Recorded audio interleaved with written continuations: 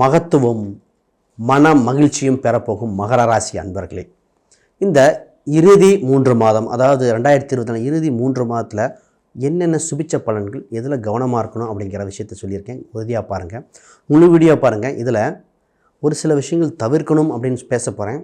உறுதியாக அதை தவிர்த்துட்டா பெட்டர். சரி, வாங்க வீடியோக்குள்ளே போவோம். அனைவருக்கும் வணக்கம். நான் உங்கள் ஸ்ரீ சுபம் விஜயகுமார். ஃபஸ்ட்டு இந்த ராசிக்கு நான் சொல்ல போகிற விஷயங்கள் என்னென்னா, குடும்ப உறவில் பிரிந்திருந்த குடும்பங்கள் ஒன்று சேரும். வருமான ரீதியாக அதிகரிக்கப் போகிறது. சில மாதங்களுக்கு முன்னாடி குடும்பத்தில் சின்ன சின்ன பிரச்சனைகள் ஏற்பட்டு அது முடிவு தெரியாமல் இருந்தது. அது சால்வ் ஆகக்கூடிய காலகட்டம். பிரிந்த உறவுகளில் ஒன்று சேரும் அப்படிங்கிறது மாற்றுக்கிறதே கிடையாது. இன்னும் வாய்ப்பு இருக்குது. ஒரு சிலருக்குள்ள போன மாதம் சேர்ந்துட்டாங்க, இன்னும் அது சேர்ந்துக்கிட்டே இருக்கக்கூடிய காலகட்டம் தான். வருமானம் சம்மந்தப்பட்டது தான் ஒரு குழப்பம் இருந்தது. என்ன சார், பணம் வருமா வராதா கேட்டிருக்கேன். இதில் பொருளாதார ரீதியாக லோன் கேட்டதும் உண்டு. இடம் விற்று வர வேண்டிய பணமாக இருக்கலாம், ப்ரமோஷன் மூலம் வர்றது, தொழில் நடக்கக்கூடிய பணம் ஆகும். இது மாதிரி ஏதோ ஒரு பணம், எது வகையில் இருந்தாலும் சரி, பணம் உறுதியாக வரும். பணத்தின் மூலம் உங்களுக்கு ஆதாயம் உண்டு. குடும்பத்தில் பார்த்திங்கன்னா, இந்த கண் சம்மந்தப்பட்டது, பல் சம்மந்தப்பட்ட தொந்தரவுகள்லாம் இருந்தது இல்லையா, அதுக்கெல்லாம் இப்போ ட்ரீட்மெண்ட் பார்த்து சக்ஸஸ் ஆகக்கூடிய காலகட்டம்.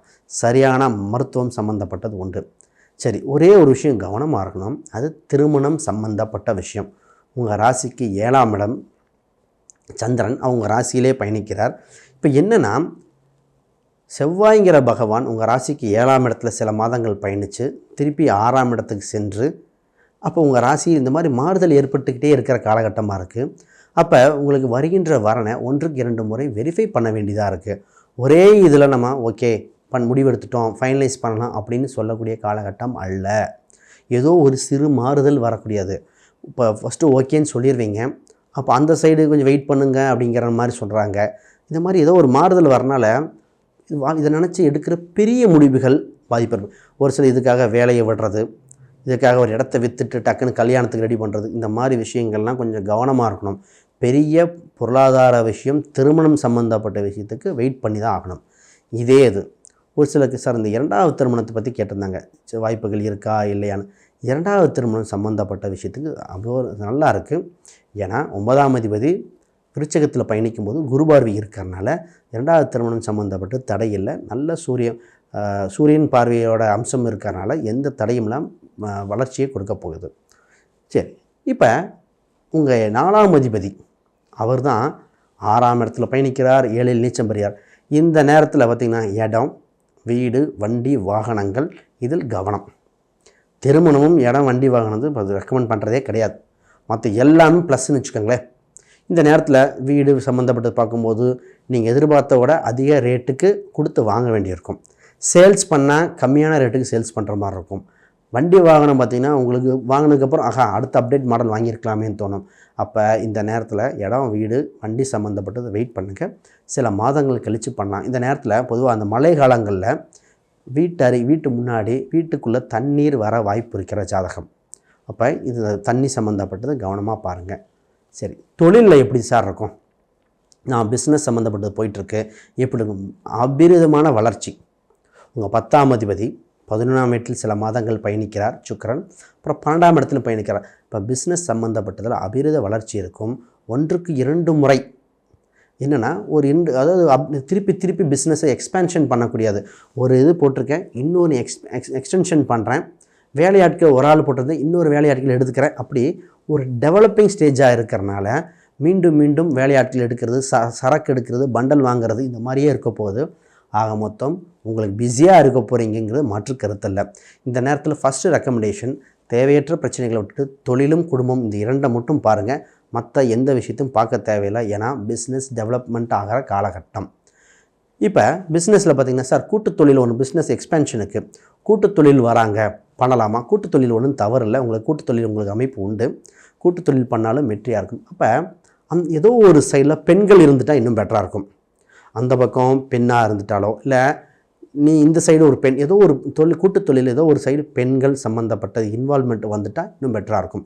ஏன்னா பெண் கிரகங்கள் 10ஆம் அதிபதி உங்கள் ராசியிலே பார்த்திங்கன்னா பெண் கிரகமான சந்திரன். அப்போ பொதுவாகவே மகர ராசிக்கு பெண் அம்சம் கொண்ட ஏதோ ஒரு தொழிலை போட்டு பண்ணால் பெட்டராக இருக்கும். அது குழப்பிக்கவே கூடாது, பார்த்து பண்ணால் பெட்டர். சரி, இப்போ இது 12ஆம் இடத்துல 10ஆம் தேதி 12ல் பண்ணுறார். 12ஆம் இடம் அந்நிய தேசம், அந்நிய மொழி பேசக்கூடிய மாநிலத்தை குறிக்கும். அப்போ ஒரு விஷயத்தை இங்கே செஞ்சு வேறு மாநிலத்துலேயோ வெளிநாட்டிலையோ சப்ளை பண்ணுற மாதிரி இருந்தால் இன்னும் பெட்ரு. சார் அந்த மாதிரி பெரிய எக்ஸ்பென்ஷனில் சின்ன லெவலாக இருக்குன்னா அப்போ வெறும் மாநிலம் வேறு மாவட்டமாக இருக்கணும். இப்போ பிறந்த ஊர் பிஸ்னஸ் பண்ணுற ஊரை விட்டு வேறொரு மாவட்டம் வேறொரு ஊரில் பண்ணும்பொழுது வளர்ச்சி இருக்கும். ஆக மொத்தம் எக்ஸ்பென்ஷனே வேறு கொஞ்சம் தள்ளி பண்ணுங்க அப்படின்னு சொல்லக்கூடிய அம்சம் உண்டு. உங்கள் 3ஆம் இடத்துல தான் தைரியம் வீரியத்தை குறிக்கக்கூடிய இடத்துல ராகு பகவான் வளர்ச்சி பண்ணிருக்கார். அப்போ இந்த எடுக்கக்கூடிய முடிவுகள் எதிரிகளை வெல்லக்கூடிய அம்சம் உறுதியாக உண்டு. இந்த நிறைய பேர்த்துக்கு பார்த்திங்கன்னா இந்த தைரியம் வேணுமா வேண்டாமான்னு எடுக்கிறது நிறைய தங்குதடை இருந்தது. ஆனால் உங்களுக்கு குயிக் ஆக்ஷன் எடுத்து வெற்றி பெறுகிறது. இந்த கம்ப்யூட்டர் சம்மந்தப்பட்ட துறை, ஏன்னா 3ஆம் இடம் கம்ப்யூட்டர் குறிக்கும், கணினியை குறிக்கும். அங்கவே ராகு பகவான் இருக்குன்னா கம்ப்யூட்டர் சம்மந்தப்பட்ட துறையில் ஆதாயம் ஒன்று, அது சம்மந்தப்பட்டதுக்கு வளர்ச்சி உண்டு. ஒரு சின்ன ஒரு சேஞ்சு ஆல்ரெடி மாறி இருக்காங்க நிறைய பேர், மகராஜ் நிறைய பேர் மாறிட்டாங்க. ஒரு சிலர் மட்டும் தான் இப்போ மாற ட்ரை பண்ணிகிட்டு இருக்காங்க. அப்போ இவங்களுக்கு அந்த மாற்றத்துக்கு ஆதாயம் உண்டு. நல்ல சூழ்நிலையாக தான் மாறிக்காங்க, தவறில்ல.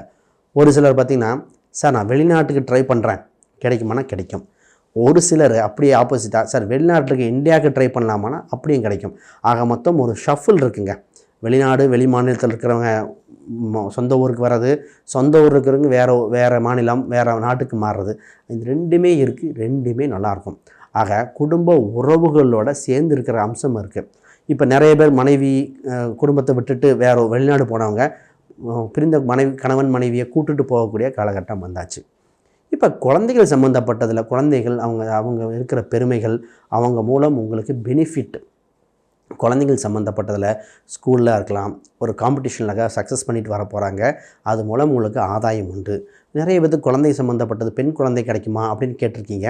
ஒரே இந்த இடத்துல சுக்கிரன் தான் உங்களுக்கு 5ஆம் அதிபதி, அது பெண் குழந்தை 7ஆம் அதிபதியும் இது. அப்போ முதல் குழந்தை 2வது ஏதோ ஒரு குழந்தை, பொதுவாக இந்த ராசிக்கு பெண் குழந்தை யோகம் இருக்குங்க. அது இந்த காலகட்டத்தில் வந்தாச்சு. ஆக மொத்தம் உங்களுக்கு எந்த தங்கு தடையும் இல்லை. உங்களுக்கு இருந்த மன நெருக்கடியும் குறையக்கூடிய காலகட்டம் தான். இப்போ முக்கியமாக ஒரே ஒரு பாயிண்ட், 8ஆம் அதிபதி சூரியன் அவர் 10ல் பயணிக்கிற காலகட்டம், அது கார்த்திகை மாதத்தில் வரும்.